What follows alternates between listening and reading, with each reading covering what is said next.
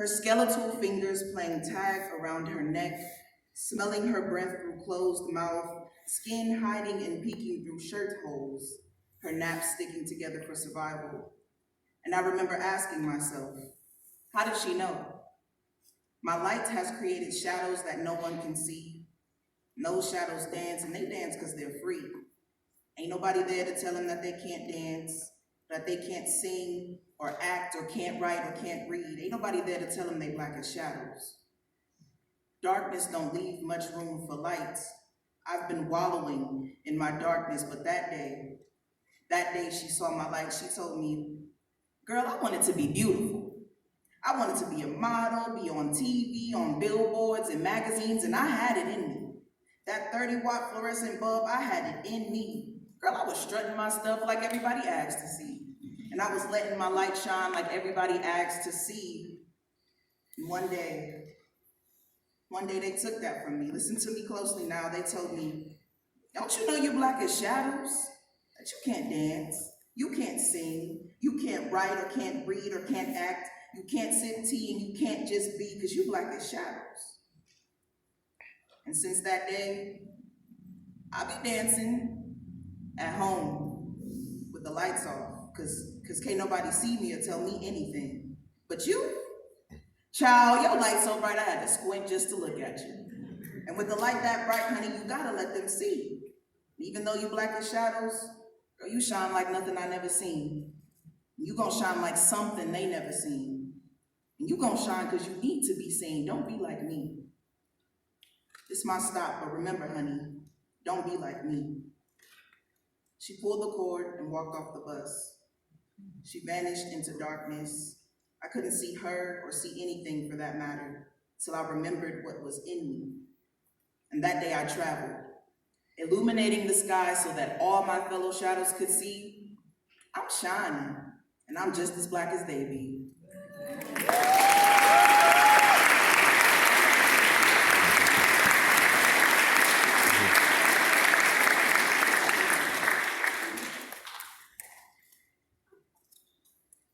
Under the weight of neurogravity, we jump off of skyscrapers, hit the ground just to feel grounded. On our backs, twisted at the sight of them being stabbed, we scream at the unitary sky and heteroglot, and masses on masses can no longer hold us down because we are too detached. Exhaling, unblocked chakras, we exist. As last airbenders, at last lasting beyond an atlas, tearing up maps that tell gravity to point south, and these are just our sound waves, rebounding off our chests, piercing scorched glass skies where the sun no longer shines, breaking earth, breaking up with earth, no longer home, sick of relationships with institutionalization, ship that couple elsewhere, because we are too busy putting earth's ozone in the friend zone. Neo-Negroes, imagine with me. Neo-Negroes, imagine what you can't imagine. Neo-Negroes, freedom with me. Free our minds, extending veins like octopus arms in all directions, contorting into infinity signs, pumping blood souls deep as the rivers Langston speaks of into Negro stars, using the parables as tools of power. When Black poets are unplugged from the matrix, we create dangerously, so peacefully, they think we're concerning violence, breaking universal laws by writing more than one verse, because there's more than one truth. We don't get locked away, because we manipulating the courts from the inside out, system overload. You see, the universe is only endless till you crack his skull open and peel back his white flesh to make a gap in his head big enough to crawl outside the mainframe and paint the frame with mantis shrimp colors, turning pale faces blue when they see. The matrix is only endless till you crack his chest open and expose his lungs to imagination of humanness, yeah, the virus and the cure, spoon-feeding him blood remedies while telling him the spoon ain't real. Neo-Negroes, imagine with me. Neo-Negroes, imagine what you can't imagine. Neo-Negroes, freedom with me. Wonder how to write poems without words and letters we were programmed to use, and learn how to tell stories without a language we were told to speak.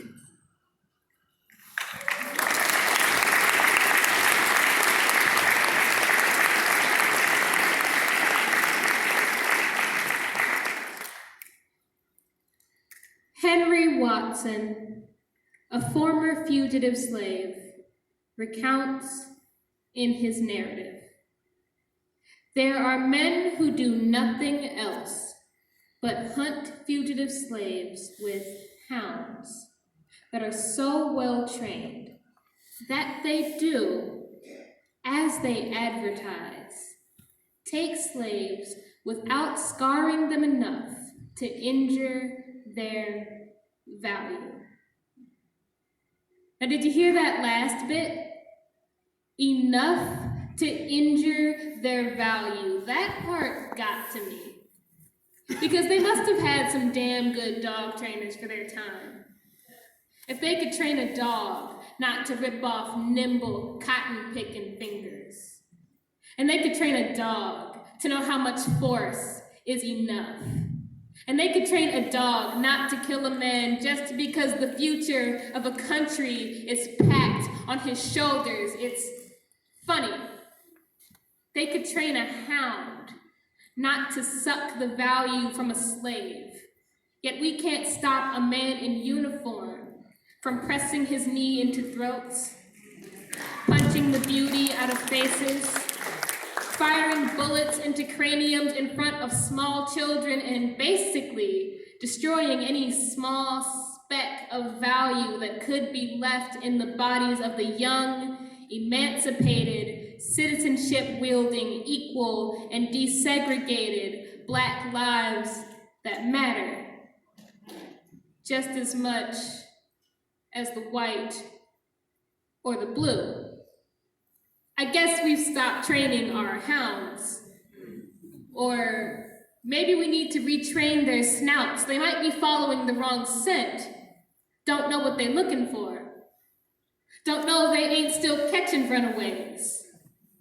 Don't know yet that we've discovered value outside of the nimble, cotton-picking fingers. I think we should retrain our hounds, but ain't it hard to teach an old dog new tricks? I mean, after all, the one that got Philando Castile was 29, and that's a hell of a lot in dog years. Man.